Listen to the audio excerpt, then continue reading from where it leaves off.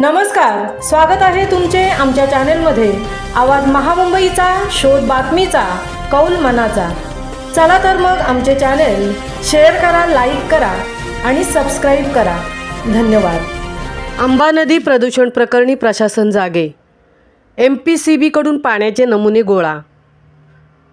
रायगड सेनेच्या तक्रारीनंतर रिलायन्स विरोधात हालचाली, अधिकाऱ्यांची घटनास्थळी धाव। रायगडमधील आंबा नदीत रिलायन्स कंपनीकडून सोडल्या जाणाऱ्या प्रदूषित पाण्यामुळे मासे मृत पावल्याच्या घटनेनंतर प्रशासन अखेर जागे झाले आहे। शिवसेना रायगड जिल्हा संपर्क प्रमुख प्रसाद भोईर यांनी मच्छीमारांच्या तक्रारीनंतर प्रशासनाला धारेवर धरताच MPCBच्या अधिकाऱ्यांनी तात्काळ होडीतून घटनास्थळ गाठले। ज्या ठिकाणी कंपनीचे रसायनयुक्त सांडपाणी नदीत मिसळते तिथून पाण्याचे सॅम्पल तपासणीसाठी गोळा करण्यात आले आहेत। रिलायन्सच्या वायू आणि जलप्रदूषणामुळे स्थानिकांमध्ये प्रचंड संताप असून कंपनीवर कठोर कारवाईची मागणी जोर धरत आहे। आवाज महामुंबईच्या चॅनेलसाठी संजय कदम सह तृप्ती भोईर, पेण।